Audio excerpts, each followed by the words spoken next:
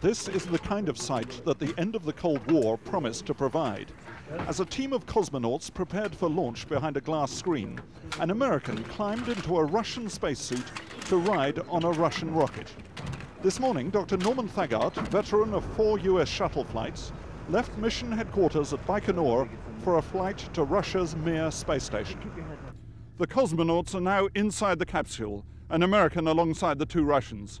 And for all the problems that still sometimes bedevil Russia's relationship with the West, no one here is in any doubt that this is an extraordinary moment. 2 hours later, exactly on schedule, ignition and liftoff. In an awesome surge of power, the Soyuz booster hurled the cosmonauts through the outer atmosphere and into orbit. Live pictures from the capsule showed Thagard and his colleagues under 6 times the force of gravity. 2 days ago, the Soyuz rocket had slowly trundled to the launch pad on a rail car. Once the crowning glory of Soviet technology, the design is more than 30 years old, but it remains the workhorse of a Russian space program that is struggling to survive. An early version of the capsule that Norman Thagard is now traveling in is on display in the Baikonur Museum. The electronics are better today, but the cosmonauts still lie side by side in fiberglass cradles that hold them in a fetal position for takeoff and landing. For the Russian Space Forces, the planned series of joint missions with the United States offers the hope of keeping their cash-starved operations alive after the collapse of the Soviet Union wrecked their plans for the future.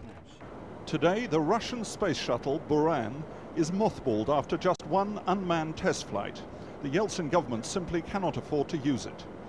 And in a vast assembly plant nearby is the rocket that was supposed to secure Russia's dominance in space, but is now a monument to human skill and folly. Energia is the biggest rocket ever built, 200 feet long, capable of flinging 100 tons of payload or a space shuttle into orbit. But it has flown just twice, and will probably never fly again. We designed this for nothing, and it will never fly to space. It will never do anything for you, for our kids, for us. It will be a monument of collapsing of the country, of big superpower. That's all. Today's flight and the plans for a future international space station offer Russians the hope that something can be salvaged from the wreckage. But the dream of building the country's prestige on the conquest of space has vanished into clear blue sky.